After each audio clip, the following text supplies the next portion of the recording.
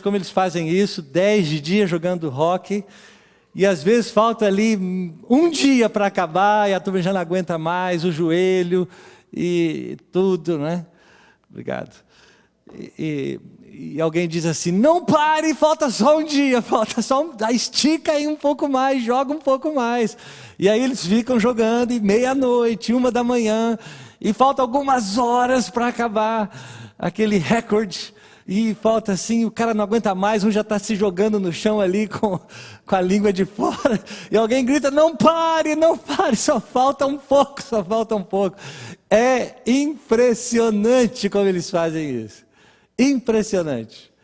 E às vezes falta 5 minutos para dar o recorde mundial do jogo mais longo da história de hóquei.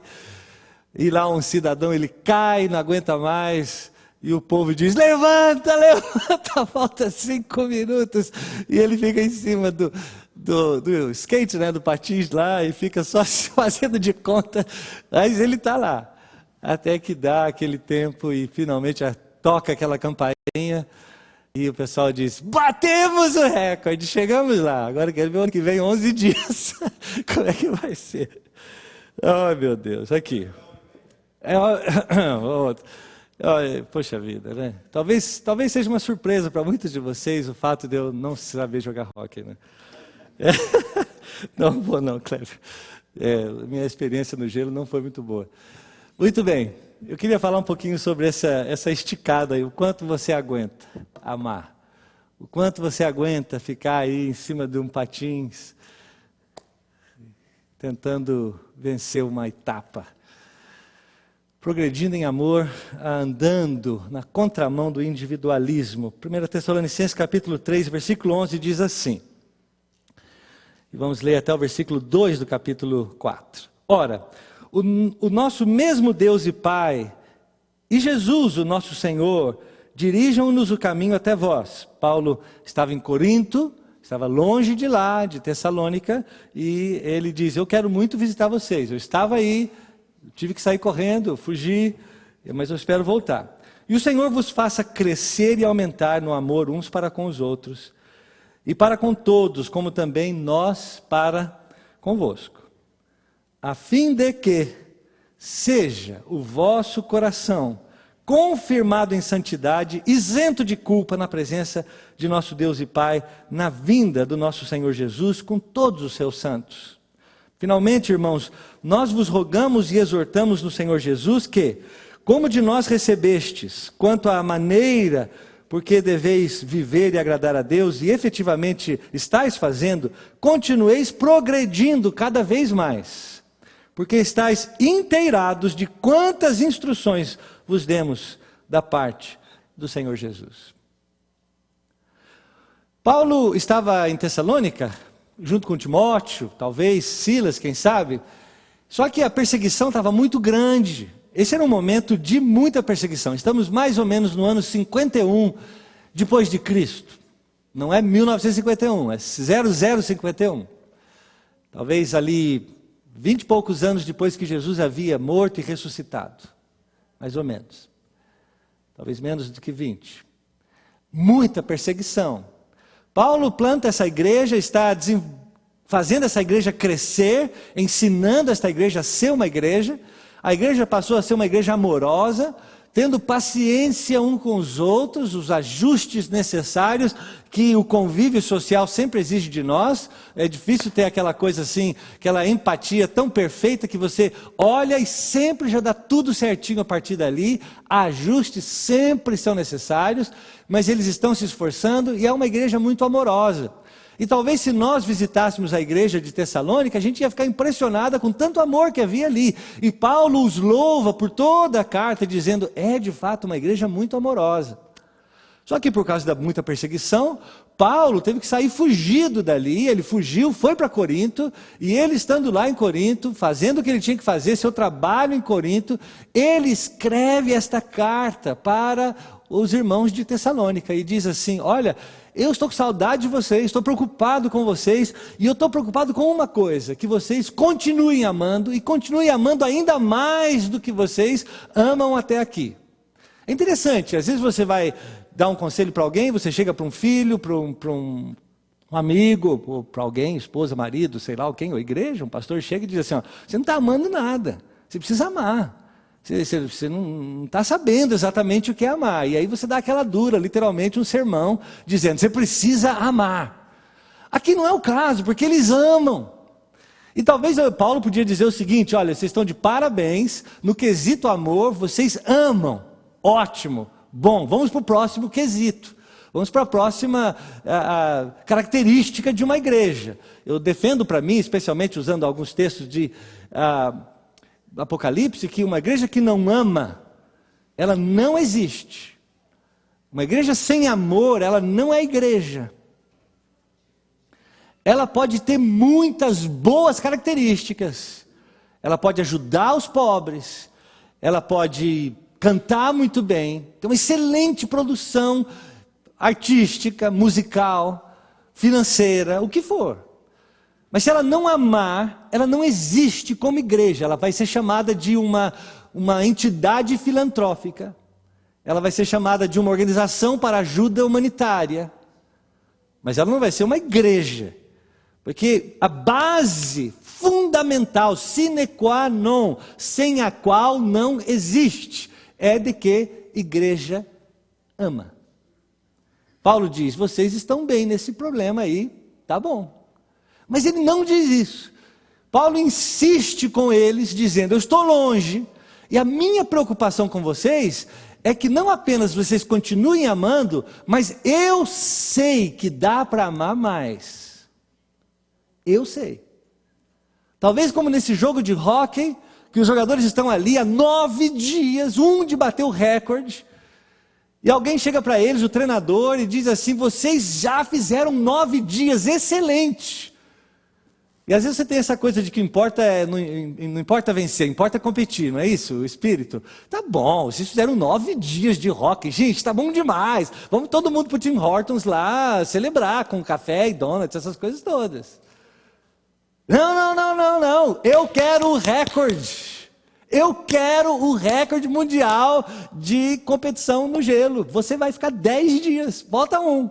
E Paulo, ele tem essa obsessão para uma igreja ser aquilo que ela tem que ser.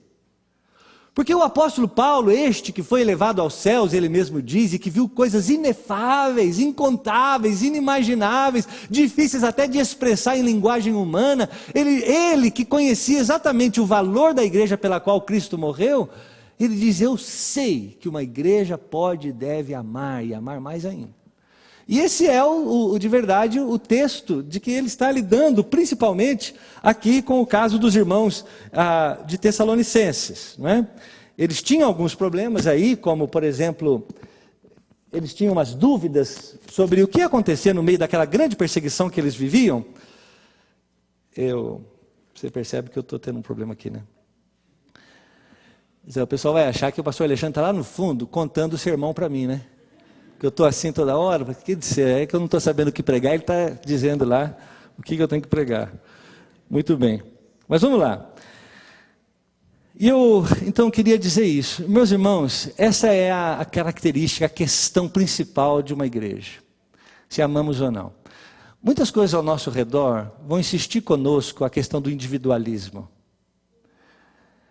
De que você seja você mesmo, pense nos seus próprios interesses. O que é bom para você, o que é bom para a sua casa. E isso, apesar de muitas vezes ser louvável, o fato que você tem alguma preocupação, pelo menos com aqueles da sua casa, essa filosofia de viver muito voltada para si mesmo, ela é antibíblica.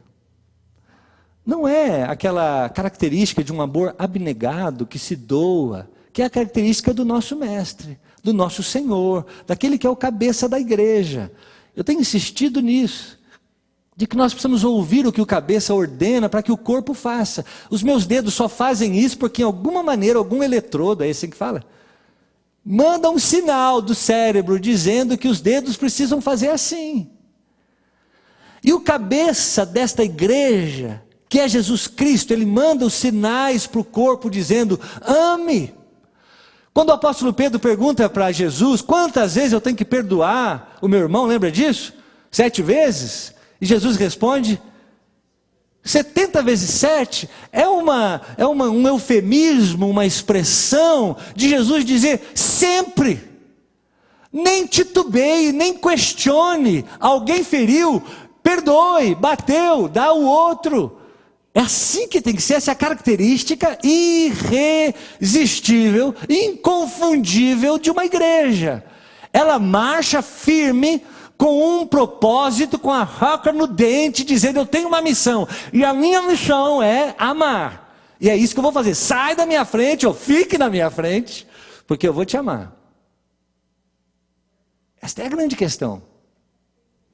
E não podemos então gerar em nós um sentimento de comodismo muitas vezes, pensando exclusivamente naquilo que é importante para nós, porque aí não somos igreja.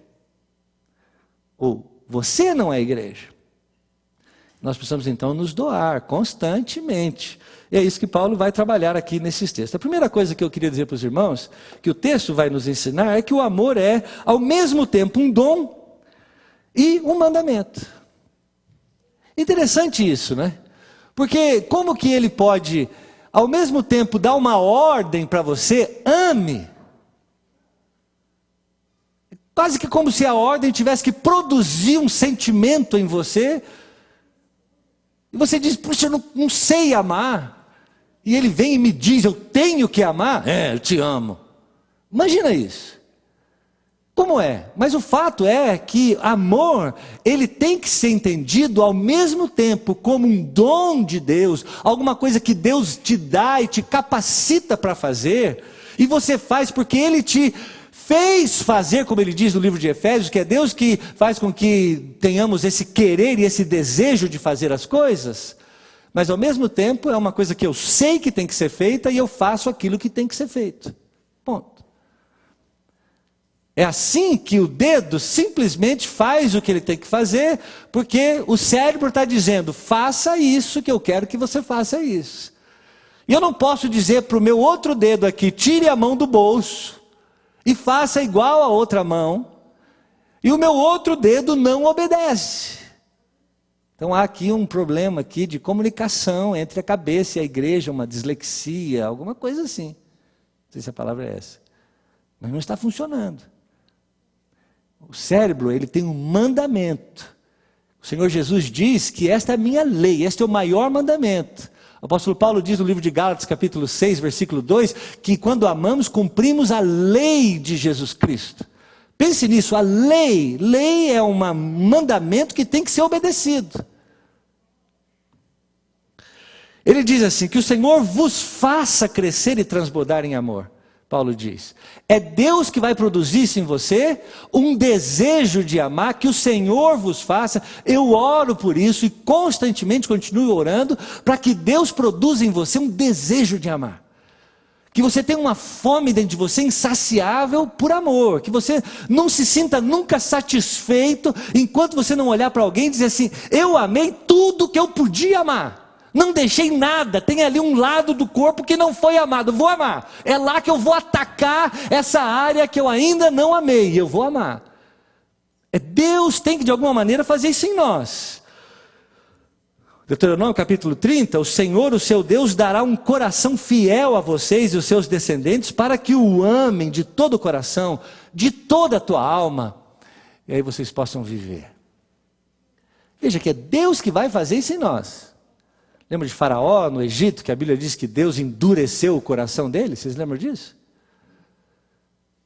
Ele endureceu o coração de Faraó, não tinha mais ninguém que podia fazer aquele coração amar. Porém, a minha lei no íntimo deles, Deus está dizendo, eu vou derramar, escreverei nos seus corações. Não é lindo e poético isso? Eu vou escrever no seu coração uma carta minha, que você vai entregar para alguém. Eu vou escrever aqui, querido alguém, eu, Deus, te amo. Agora você vai e entrega essa carta para alguém. Eu e você somos esses mensageiros dessa carta de amor de Deus para quem está do nosso lado, o nosso próximo e o nosso distante, que continua sendo aquele objeto do nosso amor, constantemente. Antes da crítica, antes de observarmos as diferenças, A carta escrita no coração é o amor. Porém o meu espírito em vocês. E os levarei a agirem segundo os meus decretos, obedecerem fielmente às minhas leis. E a minha lei é que vocês se amem. Então, de certa maneira, ele é um dom de Deus para nós. É um dom. E eu queria falar um pouquinho sobre dom. Todos nós, dom, a palavra dom, se você não sabe, a palavra dom é uma palavra grega charis, que quer dizer uma dádiva, um presente. Isso é, alguém que recebeu um presente, alguém que recebeu um dom de Deus. E nós falamos muito na igreja, é comum falar na igreja de que nós buscamos os dons. Aliás, o apóstolo Paulo diz em 1 Coríntios, capítulo 12, ele diz, busque com zelo os melhores dons. Busque aqueles dons que capacitem você a servir a Deus e a servir o próximo. Vá atrás dele, dobre os seus joelhos, peça a Deus, Deus, eu quero os melhores dons que existem, porque eu quero servir o corpo de Cristo, que é a igreja, eu quero servir o próximo, eu quero ser um autêntico representante do Senhor nesta terra, então eu busco estes dons. E nós temos sempre, cada um de nós, um chamado, se você assim puder entender, preferencial de Deus, que Deus disse assim, eu quero capacitar você para fazer certas coisas. E por isso muitas vezes nós não podemos cobrar muitos do outro que sejam iguais a nós. Nem todo mundo prega, nem todo mundo ensina, nem todo mundo cura, nem todo mundo, percebe? Mas nós temos que buscar aqueles dons e buscar como quem busca um tesouro escondido na palavra de Deus, com a fé de verdade que Deus vai nos dar essa capacitação sobre-humana. Que eu não faço apenas porque eu sou bom nisso, uma herança natural que eu recebi do meu pai, da minha mãe, do meu tio, da minha avó. Deus me capacitou para fazer isso ou aquilo que nós juntos estamos fazendo. Então é um dom específico de Deus para cada um de nós. Você tem que buscar. Mas Paulo, no mesmo texto, ele vai dizer o seguinte: busque com zelo os melhores dons, mas eu quero mostrar para você um dom sobremaneira excelente, que está acima de todos os outros dons, que é o dom do amor. Ele diz isso. Se você quer buscar de verdade os melhores dons, o filtro que vai dizer para você quais os dons, ou qual o dom que melhor vai ser útil no reino de Deus, o filtro é o amor. Eu vou fazer isso por amor, por orgulho, por preferências, por história, por quê? Eu vou fazer por amor. E nesse sentido, meus irmãos, que nós muitas vezes nos perguntamos assim: eu estou esperando Deus se revelar para mim naquilo que eu ainda vou poder servi-lo. Às vezes é verdade. Às vezes você está sentado aí dizendo assim: eu ainda não recebi um dom de Deus que vai dizer para mim assim: você tem um dom de profecia, você tem um dom de pregação, você tem um dom de cura, você tem um dom de oração. Então sabe o que? Eu vou ficar esperando no meu banco até que esse dia chegue, e que eu seja ungido, que eu seja derramado sobre mim um dom especial, e aí eu possa servir a Deus com esse dom. Sabe, ao mesmo tempo que você está esperando esse dia chegar, você deve continuar servindo. Porque se por um lado tem alguns dons especiais para que você use no serviço do crescimento e expansão do reino, por outro lado existem dons que são chamados de mandamentos comuns. Comuns no sentido de que toda a igreja tem, de que é uma obrigação, é um mandamento, um requerimento que todos nós devemos observar. São chamados de mandamentos, mas são de dons. Eu não sei se você pegou na entrada o boletim de hoje, você pegou? Quantos pegaram o boletim? Levante o boletim, por favor. Então, se você não pegou, você precisa pegar, tem uma cópia para cada um, sempre lá atrás, fica naquela mesinha de vidro lá. Se você olhar do verso, vira ao contrário aí no verso, eu imprimi para você hoje aí alguns desses dons. Eu imprimi aí, se eu não me engano, 25 ou 27 desses dons, chamados mandamentos mútuos, dons comuns a todas as pessoas. Você está vendo aí? Isso aí eu sugiro que você pregue na sua geladeira, por exemplo. Sabe por quê? Porque você não precisa de uma revelação especial de Deus. Qual que é o primeiro aí? Alguém fala para mim, eu estou sem aqui a lista. E o segundo? E o terceiro? E o quarto? E o quinto? O sexto? Você não precisa de uma revelação especial de Deus. Que Deus te visite na madrugada e que diga assim, você tem que cooperar um com o outro nas lutas e nas dificuldades. Deus nunca vai fazer isso. Ele pode te dar um dom especial numa noite especial. Mas aquilo que já está dito, por que ele vai dizer de novo? Se já está dito, que 105 vezes aparece a expressão mútua, uns aos outros no Novo Testamento. Acolhei-vos uns aos outros, perdoai-vos mutuamente, sede hospitaleiros uns com os outros, saudai-vos uns aos outros, perdoai-vos uns aos outros. Nunca espere uma revelação especial de Deus dizendo assim, você tem que perdoar ele. Por que Deus faria isso? Se ele já disse, a minha palavra nunca volta vazia. É isso que eu digo e é assim que vai ser, esta é minha palavra. Eu já enviei a minha palavra e minha palavra diz assim, amem-se uns aos outros. Santificai-vos. Já está enviada a palavra, já está dita a palavra. Eu não preciso de um dom especial para entender isso. E aliás, meus irmãos, eu da minha parte, eu creio que o dom especial, aquele que às vezes buscamos com mais afinco e mais desejo muitas vezes, porque às vezes são dons sobrenaturais, porque por exemplo, talvez você queira muito pregar e ache super legal estar aqui, eu perco 1 quilo por cada vez que eu prego, tanto que eu sou, talvez você fale, eu vou pregar também.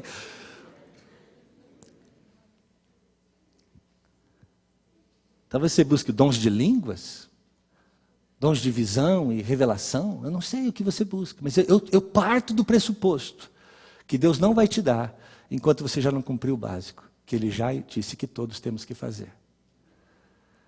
Esse é o básico. Por que Ele vai dar algo assim se você não faz esse aqui?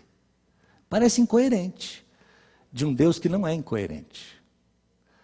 E assim é que nós lidamos tantas vezes com a palavra santa de Deus que já nos foi enviada. Por isso está aí, se você não pegou, pegue lá fora na saída, ponha na sua geladeira, põe do lado da sua cama, ore todos os dias a Deus, diga, Deus, eu preciso ser esta pessoa que o Senhor disse que eu tenho que ser. Eu tenho que ser esta pessoa, me capacita, me dá coragem, me dá força. Deixe-me andar neste caminho, nesta aventura maravilhosa contigo, de ser aquilo que o Senhor já disse. Talvez Deus nunca vai te dar um dom especial de desvendar mistérios de sonhos, de fazer uma pregação especial. Talvez nunca. Não é verdade que talvez nunca te dê isso? Quantas pessoas salvas já morreram e não tiveram certos dons? Mas esses aí, por exemplo, alguns, eles estão para todos nós.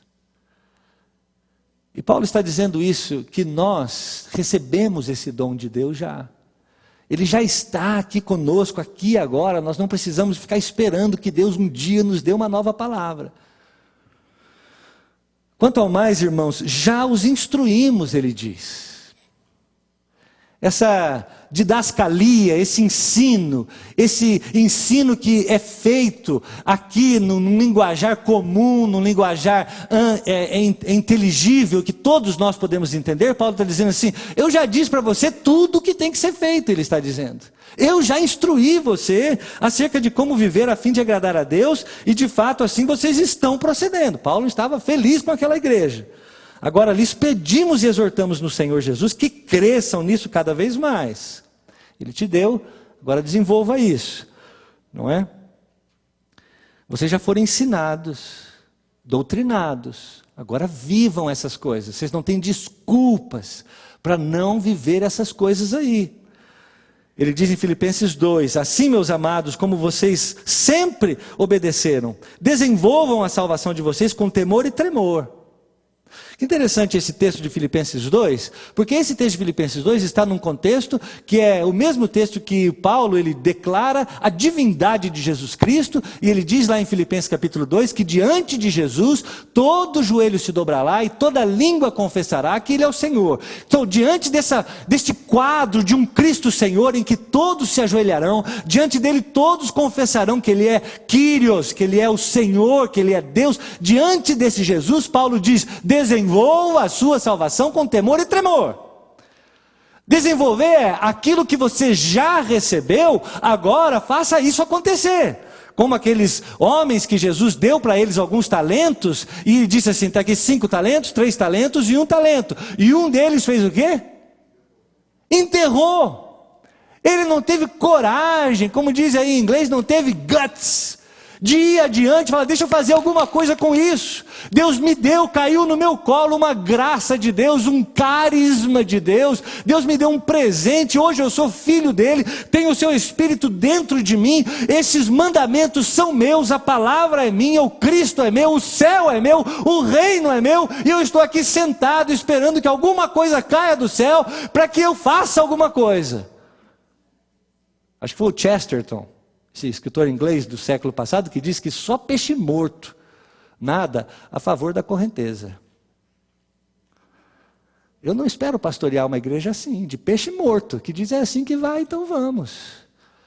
Se precisamos enfrentar as correntes da vida, porque isso nos cria espinha dorsal.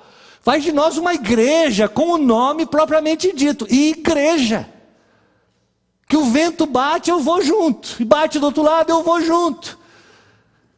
Nós precisamos entender essa questão, que precisamos desenvolver a nossa salvação, é a sua responsabilidade, é minha responsabilidade, tomar aquilo que Deus já nos deu, literalmente tomar posse daquilo que Deus já nos deu, e dizer o seguinte, Deus, o Senhor me deu pela tua graça, junto com o teu povo, pelo teu Espírito, eu vou fazer isso virar 2, 3, 10. Mas eu não vou ficar parado. Eu não posso me contentar e simplesmente dizer o seguinte, eu vou viver a boa vida aí, que a vida me oferece. Vou desfrutar do conforto que o mundo oferece, essas dádivas de Deus, porque a Bíblia mesmo diz que o sol nasce sobre todos, não nasce? Mas o sol é dele, não é seu. Ele quer te dar. A grande questão é como você usa essa verdade. Ame o Senhor teu Deus. Veja que aqui é um imperativo. Ame. A palavra é imperativo. É um mandamento. Ame o Senhor teu Deus de todo o seu coração, de toda a sua alma, de todo o seu entendimento. Olha quanta coisa está envolvida nisso. Às vezes se tivesse um amorzômetro para medir quanto a minha alma ama, quanto a minha força ama, quanto o meu entendimento ama.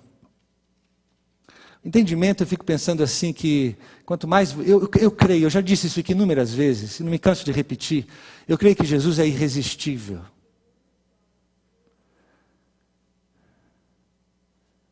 Sabe alguém irresistível?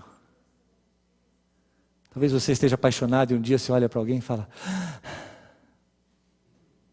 irresistível.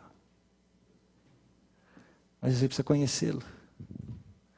Você precisa saber da sua força, do seu poder, da sua graça, do seu amor, de quem Ele é, do que Ele oferece. Como é que você vai amar alguém que você não conhece? Você diz, eu amo a Deus, mas você não sabe quem é Deus.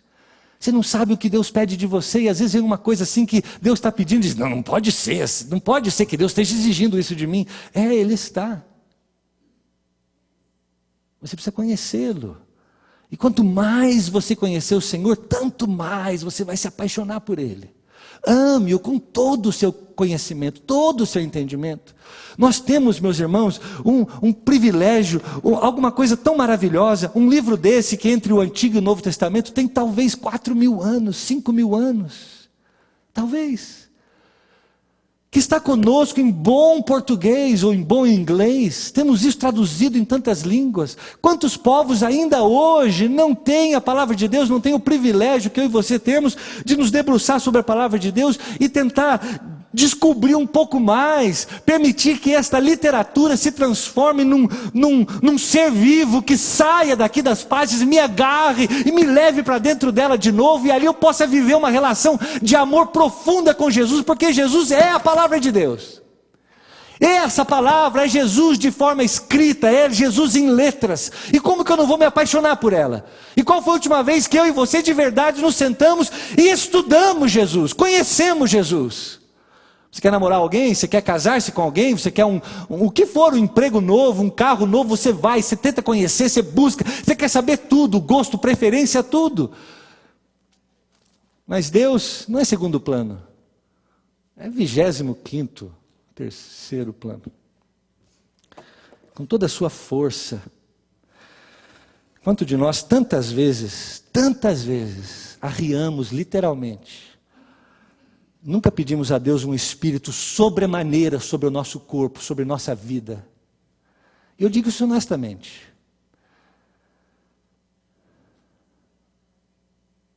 Disciplina zero. Estou com gripe. Falta 20 dias no trabalho com gripe. Essas são as nossas prioridades, que nós de verdade talvez não estejamos pedindo a Deus a capacitação de amá-lo com o nosso corpo, na força que Ele nos deu. Ou talvez porque você cuide tão mal do seu corpo, aquilo que você come, que você bebe, que você é resultado daquilo que você come e você já não pode mais servir a Deus com o seu corpo.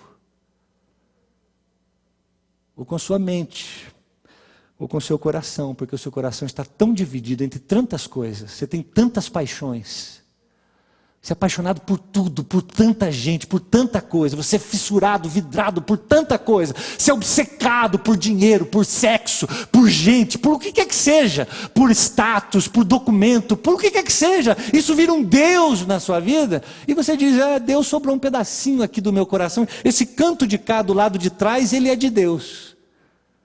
E honestamente, é assim que muitas vezes nós vivemos. Mas Jesus diz assim, esse é um mandamento. Me perdoe aqui a filologia errada do português, do nosso vernáculo lusitano, mas é imperativo, imprescindível, inevitável, que se cumpra esse mandamento de, em primeiro lugar, o maior de todos os mandamentos é que amar o Senhor Deus com você inteiro. Não é só um pedaço de você e não é só de vez em quando. Ninguém fiqueis devendo coisa alguma, Paulo diz em Romanos 13, exceto o amor. Isso é uma dívida que eu constantemente tenho com você. Constantemente. Hoje, amanhã, depois da manhã, sempre eu tenho uma dívida com você e você comigo. Sempre. Que você é inexcusável, indesculpável. Você sempre tem que me amar. Kleber, você não tem escapatória, você sempre tem que me amar. E eu a vocês. Não tem jeito, nós não podemos fugir disso. Sabe quando nós brigamos com alguém, nós discutimos com alguém, alguém pisa no seu calo, no seu pé, sei lá onde pisa em você. Você não tem opção. Não é que Deus te dá uma opção, olha, eu vou liberar você de amar por 2 dias, até o seu sentimento melhorar, até um dia o seu eu tomar conta de você de novo, e o seu ego que foi machucado. Que ego é esse? Você morreu ou não morreu na cruz com Jesus? Porque se você morreu com Jesus na cruz, você não tem ego, meu irmão. Você me entende? Ou será que eu estou falando grego? Nunca deva nada para alguém, exceto amar, e amar, e amar, e amar, e amar, e amar. Paulo diz, levai as cargas uns dos outros, e assim cumprireis a lei de Cristo. É bem verdade que nesse texto, no capítulo 6 de Gálatas, ele diz assim, cada um tem que levar seu próprio fardo. Tem uma coisa que você tem que levar, Viviane, que você tem que levar, e eu não posso levar para você. Cada um leve o seu próprio fardo. A palavra grega, ela tem a imagem de uma mochila. Mas cargas, leve as cargas uns dos outros, tem a imagem de um container pesado e grande. Que se eu deixar você levar sozinho, vai te esmagar. Então eu preciso levar junto com você. Nós precisamos ter essa sabedoria. Eu não posso levar mochilas para vocês, mas juntos nós temos que levar as cargas uns dos outros. São leis que nós não podemos escapar delas. Inescapáveis. Não sei se existe essa palavra. O amor é a essência. Então a primeira coisa é que o amor é um dom e um mandamento. Se você não tem, peça a Deus. Se você tem, execute-o. Faça, ame, constantemente. Segunda coisa é que o amor é a essência da santidade. Que o Senhor vos faça crescer e transbordar o amor que vocês têm uns com os outros e para com todos, a exemplo do nosso amor por vocês. Que Ele fortaleça os seus corações. Bonito, não é? Fortalecer, fazer ficar mais forte o coração quando eu já não tenho forças mais para amar. Que Ele faça fortalecer os seus corações para que vocês sejam irrepreensíveis em santidade diante de nosso Deus e Pai, na vinda do nosso Senhor Jesus Cristo com todos os seus santos. No ano passado nós estudamos o Salmo 67. Nós falamos que nós temos que brigar com Deus para que Ele nos abençoe. Brigar no bom sentido, lutar. Ó Deus, abençoa-nos, diz lá o Salmo 67. Abençoe, eu quero que o Senhor me abençoe. E o versículo 2 diz, para que o seu nome seja conhecido. É o que nós estudamos domingo passado. Hoje tem um outro para quê.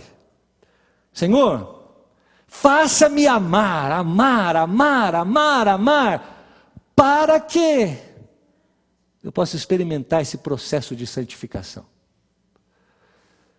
E aqui eu bato naquela tecla tão constante, de que uma igreja ela não quer trabalhar no seu comportamento. E eu tenho dito aqui tantas vezes, que se você espera uma igreja comportamental, você devia procurar o exército. Porque o exército diz como é que tem que ser o corte do seu cabelo, o exército diz que hora que você levanta, diz que roupa você veste, que comida você come. É assim que é o exército, não é? Às vezes nós olhamos uns para os outros, imaginamos, não gostei da roupa dele, exército.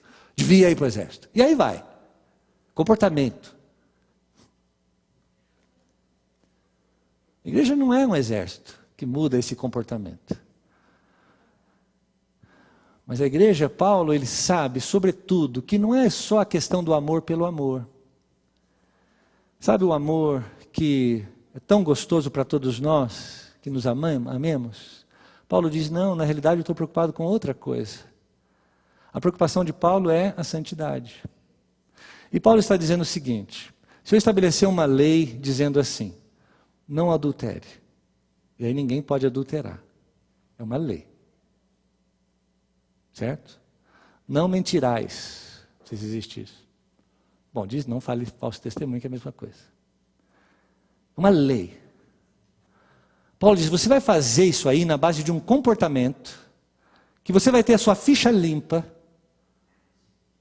emitida pelo Congresso Nacional, de que você tem a ficha limpa dizendo assim, fulano de tal nunca adulterou. Fulano de tal nunca mentiu, ele se comporta muito bem, a roupa muito certinha, aquela coisa toda como tem que ser. Socialmente falando, está tudo certo. Paulo diz, isso não resolve. Isso não resolve o nosso problema. O nosso problema grande mesmo é a nossa santificação. E eu não sei o quanto você de verdade, e aqui é o ponto da minha palavra hoje, já pensa na santificação. Quantas vezes você considera a santificação na sua vida? Quanto isso passa pela sua cabeça. E quantas vezes nós podemos ser distraídos do fato que nós amamos e somos bonzinhos e nunca pensamos na santidade. Às vezes nós somos educados de que algumas pessoas são santas, não é assim às vezes? Algumas pessoas são santas na história, algumas pessoas são mais santas do que outros. Nós temos no Brasil isso tão comum de que se um padre ou um pastor fizer uma oração para você, é mais poderoso, é mais importante. Às vezes nós andamos quilômetros e quilômetros e quilômetros no meio de uma favela ou de um campo. Eu já fui nesses lugares que alguém me levou uma vez, longe. Eu falei, por que estamos indo aqui? Lá você vai saber. Quando eu cheguei lá era porque esta pessoa, quando ela ora, as coisas acontecem. Essa ideia toda que às vezes nós nos perdemos um pouco neste processo da santificação. O quanto você considera ser santo, porque esta pessoa ela é santa, tão santa e especial, e eu nunca vou ser. Então já que eu nunca vou ser, eu estou distante dela, e eu vou me contentar, sabe o quê? Com a minha vida medíocre. Lembra a história do C.S. Lewis, do ovo bom e honesto? C.S. Lewis dizia que um ovo não é para ser um ovo bom e honesto. Um ovo ele precisa chocar e voar. E um cristão não é para ser um ovo bom e honesto e deixar que outros sejam santos. Quando o texto diz que ele se reunirá com todos os santos, eu espero que inclua você também. Diz de novo. Amém. Eu espero que no dia que ele vai se reunir, no capítulo 4, ele fala isso, que todos os santos se reunirão com ele nos ares, ele diz. Capítulo 4 do mesmo texto. Eu espero que eu e você estejamos lá, só que tem um problema aqui. O problema é que o livro de Hebreus diz assim, buscai a paz com todos, e a santificação, sem a qual ninguém verá a Deus. Vou falar em câmara lenta. Buscai a paz com todos, e a santificação, sem a qual ninguém verá a Deus. E Paulo diz, santificação não são comportamentos exteriores. Paulo diz, é fruto de amor. E por isso ele diz que o amor é o mais importante de todos os dons. Porque ele está dizendo, o ponto bíblico, cristão, espiritual que Paulo parte, é de que a santificação ela é resultado de alguém que de verdade sabe o que é o amor. E eu não adultero, ou eu não minto, ou eu não roubo, ou eu não fofoco. Não é porque o pastor da igreja é bravo, e ele tem um bigodão desse tamanho, e ele diz assim, não pode fazer essas coisas. Fica lá vociferando aquelas leis, e blá, não pode. Não, eu não faço, porque eu amo. Às vezes dentro de mim luta uma vontade enorme de querer fazer, mas eu não faço porque eu descobri o amor. Eu descobri que é assim amando que eu vou amar. E Paulo continua esse texto diante e ele vai dizer isso. Meus irmãos, do capítulo 4, é isso que ele vai dizer. É quando vocês amarem de verdade que vocês vão entender o que é a santificação. No livro de Colossenses, Paulo diz assim, sabe que essas regras todas, inclusive daquilo que pode comer, não comer, vestir, não vestir, Colossenses capítulo 2, ele diz essas coisas não têm força, essas coisas não têm poder contra a sensualidade. Ele não diz isso? Toda essa luta que nós temos de comportamento, de ser, de não ser, inclusive de buscar outros dons superiores, elas não têm força dentro de nós para nos santificar. E se eu e você não formos santos, Paulo diz, eu posso falar todas as línguas, eu posso dar o meu corpo para ser queimado, eu nunca verei a Deus. E o que você quer? Ver a Deus, um dia se encontrar com Ele, um dia ter essa reunião aqui do versículo 17, depois nós vivos que ficarmos, seremos arrebatados juntamente com eles nas nuvens para o encontro com o Senhor no ar, e assim estaremos com Ele para toda a eternidade. É lá que eu quero estar, e é lá que eu quero que você esteja. O dia que do capítulo 4 diz que a trombeta for tocada no céu, um dia que Deus der a sua ordem, e o arcanjo chamar, e os mortos se levantarem, e a igreja viva for arrebatada e se encontrar com Jesus para sempre. Neste dia eu quero você lá, mas só vai estar lá os santificados. Aquele que passa pelo processo da santificação é que vai estar lá. Esta é a igreja pela qual Cristo morreu, para nos santificar, e é isso que Ele quer de você. Então Ele não quer que a gente seja apenas bonzinho um com o outro, e amoroso um com o outro, amor pelo amor. Ele está dizendo que é o amor de verdade, genuíno, como esse dom de Deus, é que vai produzir em mim a santificação.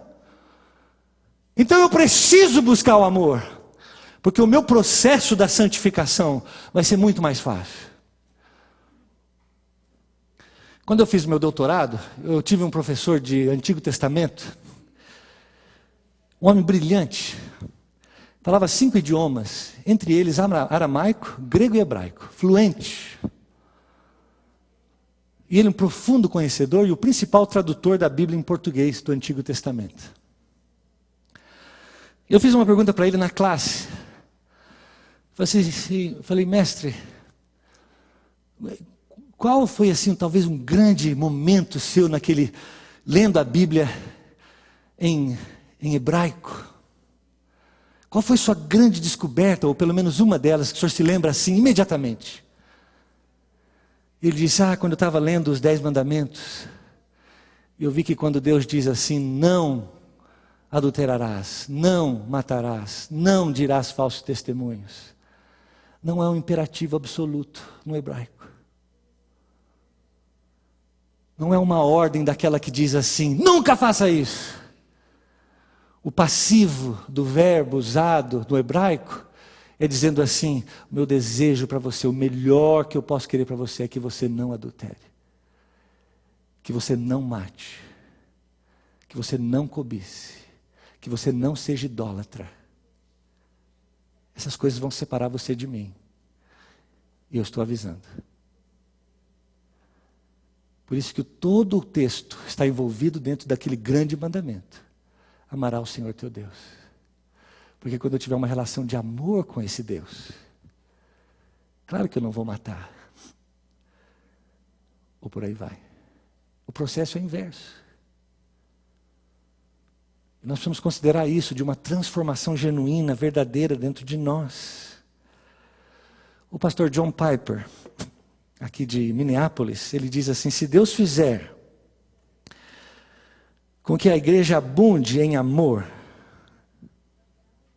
a igreja terá a santidade necessária para se relacionar com Deus. Paulo deseja que a igreja seja santa. O alvo de Paulo é que a igreja seja santa. Por quê? Porque é só santa que a igreja vai se relacionar com Deus. Deus não tem comunhão com as trevas, a Bíblia diz. Lembra disso?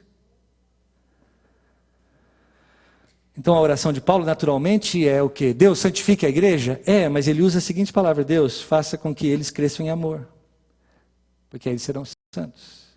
O Senhor prometeu que escreveria sua lei em nossos corações. O Senhor prometeu nos dar o Espírito e fazer com que andássemos em teus santos mandamentos. Assim, Senhor, faça isso agora.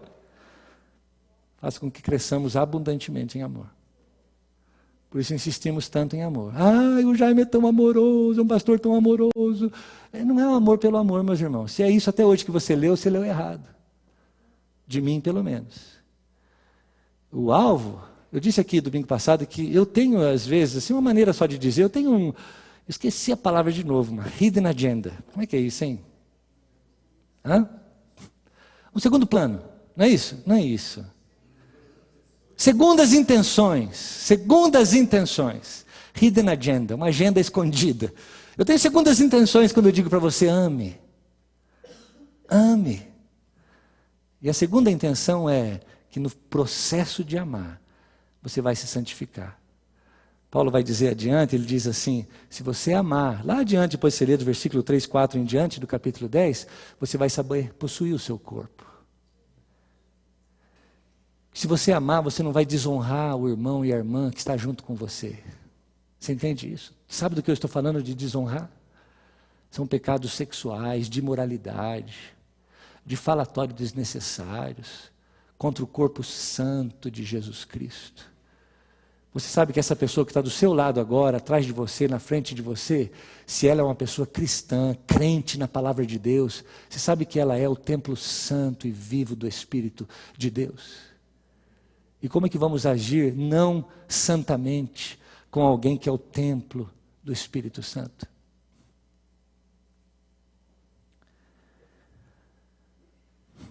Vamos acabar, quase. O amor, a terceira coisa, a primeira então é que o amor, ele é um dom e um mandamento. A segunda coisa é que o amor é a essência da santidade. A terceira coisa é que o amor pode e deve crescer. Pode e deve crescer. Lembra do nosso jogo de hóquei que a gente começou contando a história? 9 dias. Que bom, 9 dias, mas dá para 10 dias. Que o Senhor faça crescer e transbordar o amor que vocês já têm uns pelos outros. Ele não está dizendo: olha, eu descobri aí que vocês não amam, é melhor vocês começarem a amar. Faça crescer e transbordar o amor que vocês têm um para com os outros, a exemplo do nosso amor por vocês. Agora lhes pedimos e exortamos no Senhor Jesus que cresçam nisso cada vez mais. Versículo 1 do capítulo 4. Capítulo 4, versículo 10. E de fato, vocês amam a todos os irmãos na Macedônia. Contudo, irmãos, Paulo não está aqui um pouco... Ele não está satisfeito. Ele não está satisfeito. A gente pode esticar mais, pode ir, puxa aí que dá mais. E mais um dia aí, só 9 dias. Não, eu quero 10 dias. Contudo, irmãos, insistimos com vocês que cada vez mais amem. Essa insistência, o mandamento por todas as Escrituras, do começo ao fim, de que isso seja uma marca genuína, verdadeira, autêntica, minha e sua, de todos nós. E você não tem que esperar que alguém venha, você tem que começar a produzir esse processo. E se você fizer e eu fizer, todos fizermos, isso será um lugar de muito amor. Logo, santo.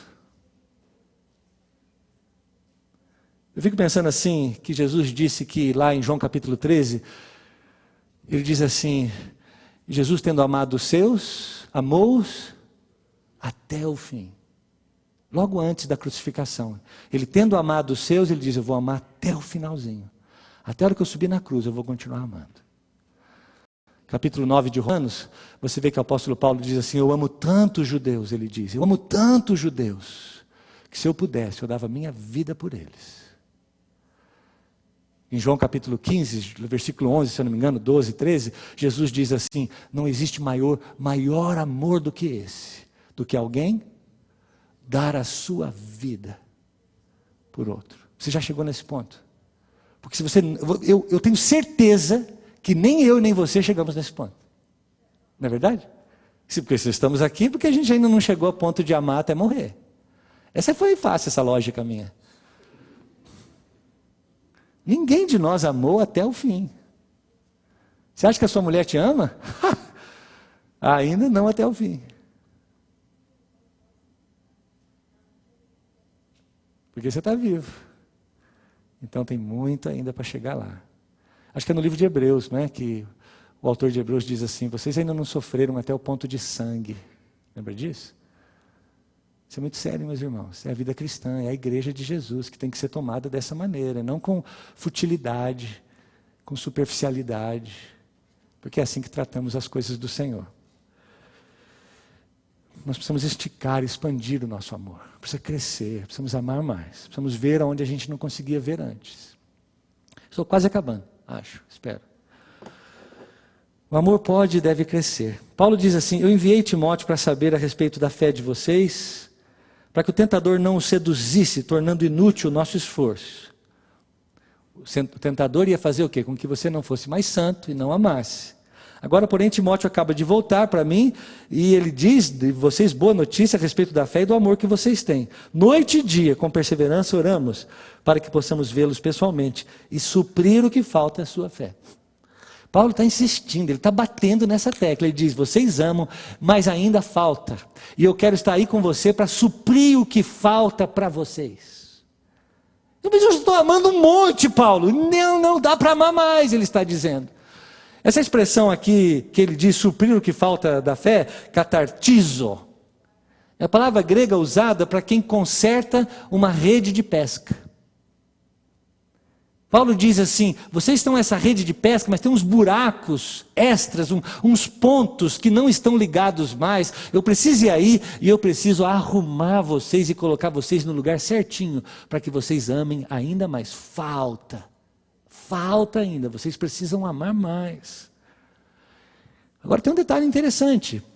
Quanto nós nos amamos aqui, por exemplo, é que o fato de que Paulo amava tanto esse grupo, essa igreja, que ele diz assim: eu estou tão preocupado com vocês, que eu até mandei, eu não posso ir, mas eu mandei Timóteo. E eu mandei Timóteo não é para saber se vocês estão bem, se vocês estão comendo, se vocês têm roupa, se vocês estão na cadeia, porque estar na cadeia para ele já partia do ponto que estava na cadeia mesmo. Você entende a diferença da nossa folgada viva que a gente vive hoje? Pô, eu não estou indo aí, Timóteo, para saber, ele está bem de saúde, o casamento está bem, não sei o quê, o filho, a tia, a avó, a sogra. Não.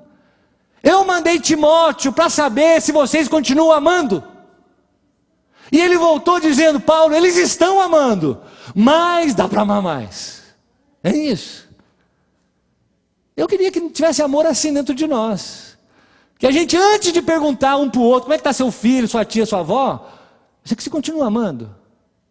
Você ficou tão preocupado com a sua tia, com a sua avó, ou com você mesmo, que você deixou de amar. Eu preciso acabar, né? Vamos acabar. O amor pode e deve crescer. É interessante que, algum tempo depois, Paulo escreve uma outra carta para os Tessalonicenses. Segunda carta de Tessalonicenses, capítulo 1, versículo 3. Irmãos, devemos sempre dar graças a Deus por vocês, e isso é apropriado, porque a fé que vocês têm cresce cada vez mais, e muito aumenta o amor que todos vocês têm uns pelos outros. O amor pode e deve crescer, e cresceu. Paulo insistiu com eles, sabe o quê? Eles descobriram e falaram: realmente eu podia ter amado mais. Essa questão de amar é tão impressionante, meus irmãos. Eu não sei se todos têm, assim, eu, por exemplo, que não enxergo bem sem os óculos, né? E é tão interessante quando a gente coloca os óculos e começa a ver as pessoas. Porque quando eu tiro os óculos, eu realmente não vejo. Né? Não consigo identificar as pessoas que estão aqui na frente, no primeiro banco. Não consigo. E eu acho que a nossa falta de amor, o nosso egoísmo, o nosso individualismo, ele age assim com as pessoas. Porque eu olho, e como eu não sei bem o que é, eu não sei amar.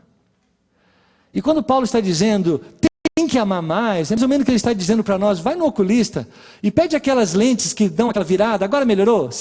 Você sabe o que eu estou dizendo? Melhorou? Essa ficou melhor? E essa ficou melhor? É horrível isso. Eu nunca sei quando é melhor. Tem hora que eu canso de falar, minha moça, me dá qualquer uma aí, que tá bom. Essa melhorou, e essa aqui está um pouco melhor, essa aqui, e vai, até que você fala, estou vendo tudo. Aí troca de novo.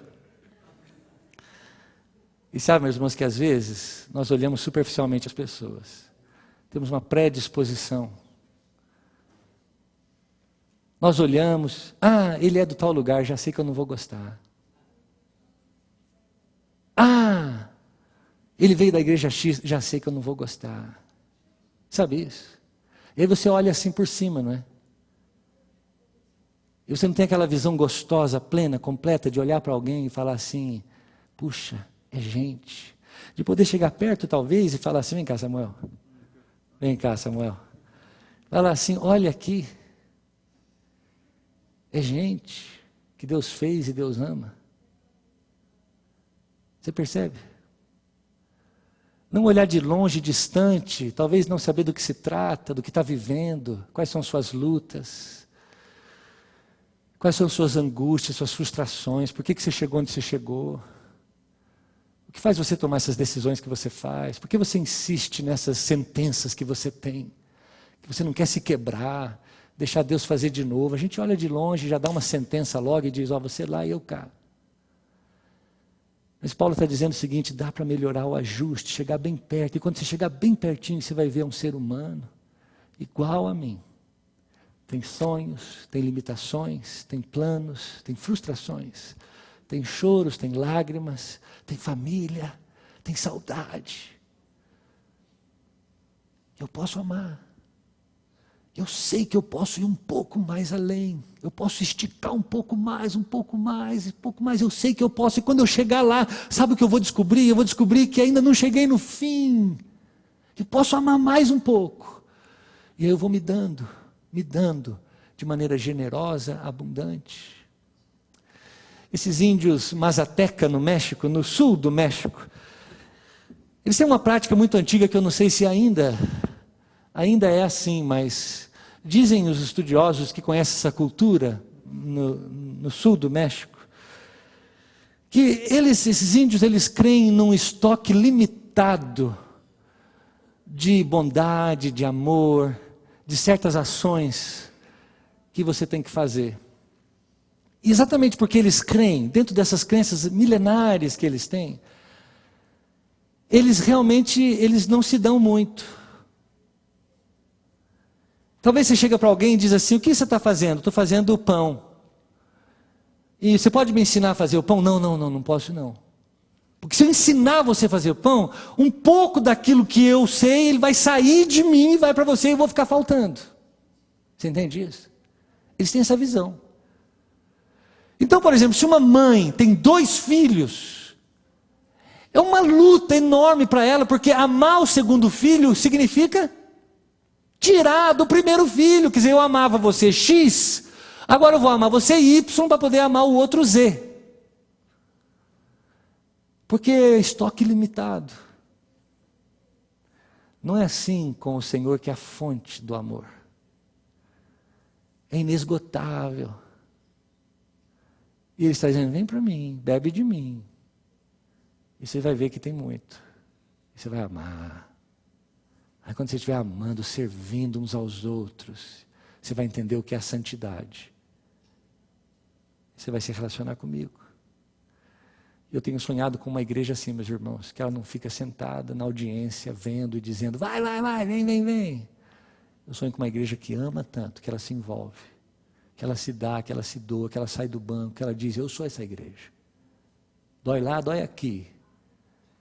E nesse processo nós descobrimos a santidade e a bênção do Senhor sobre nós. O nosso coração se enche de esperança de que um dia veremos o seu rosto. Vamos orar? Fique de pé, por favor, vamos orar ao Senhor. Senhor Deus, nosso Pai, eu quero te pedir hoje, Teu Deus, que a Tua Palavra nos abençoe e o Teu Espírito use esta ferramenta que é a Tua Palavra viva e opere em nós. Aliás, faça uma cirurgia nos nossos ouvidos. Eu fico pensando que às vezes tem alguém do nosso lado que faz tempo que está dizendo uma coisa, dizendo socorro. Talvez tenha alguém do nosso lado que faz tempo dizendo, você pode me ajudar? Estou sozinho, não sei o que fazer. E talvez o nosso ouvido não ama o suficiente para poder ouvir de verdade esta voz clamando. Faça uma cirurgia nos nossos olhos, Deus. Porque a gente olha para as pessoas discriminando, eu amo mais esse, mais aquele. Por preferências pessoais, porque eu gosto mais disso ou daquilo. Mas ensina-nos a olhar do jeito que o Senhor olha. Lá como Samuel ouviu a tua voz quando foi escolher o rei Davi, que Deus não olha externo, a aparência, mas Ele olha lá dentro. Ensina-nos a olhar aquela beleza que a gente às vezes não consegue ver mais. Talvez um ajuste nos nossos olhos espirituais, enxergarmos as pessoas lindas ao nosso redor, todas amáveis, por causa dos nossos olhos. Aliás, dizem que a beleza está no olho de quem vê. Faz uma cirurgia, Senhor Deus, nas nossas mãos, que às vezes se atrofiam e não querem ajudar uns aos outros. Estabelecem limites e não amamos de verdade com toda a nossa força. Desatrofia a nossa mão hoje, Deus, para que seja uma igreja que serve. Faz uma cirurgia nos nossos pés, que precisávamos andar 1 milha, 2, 3, 10 milhas uns com os outros, até ver a obra do Senhor completa nas vidas uns dos outros. Faz uma cirurgia no nosso coração, Deus. Talvez aquilo que eu não consigo amar até hoje, eu posso começar a amar agora. Devagarzinho o Senhor vai ensinando comigo, me ensinando a amar, me ensinando a amar, até que eu vou amar como Jesus amou generosamente, indiscriminadamente, abnegadamente. É a minha oração, que o Senhor vá diante de nós como quem nos guia. O Senhor vá sobre nós, derramando amor em nossas vidas. O Senhor vá ao nosso lado, nos ensinando nesse processo de amar. O Senhor vai por detrás de nós, nos protegendo na santificação, nos ensinando a sermos santos. O Senhor vá debaixo de nós, como uma rocha firme, aquele caminho indelével, aquele caminho inequívoco, que não vai ter erro, que é o caminho do amor. Que o Senhor vá dentro de nós, sendo a própria vida, generosa, o próprio amor, uma fonte de amor inesgotável. Que o Senhor nos ame, Pai, tanto que recebamos para poder distribuir e compartilhar uns com os outros. Faz assim para nosso bem, faz assim para o crescimento da Tua igreja, faz assim para a Tua glória, faz assim no nome de Jesus. Você pode virar para alguém que não seja sua mulher, sua esposa, seu marido, e dizer: você é lindo. Pode fazer isso?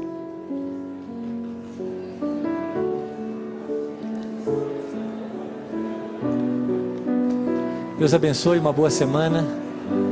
Tem uma cantina gostosa lá embaixo, eu queria que vocês descessem para a cantina. Estamos arrecadando fundos para a escola em Guiné-Bissau, então vamos lá para a cantina.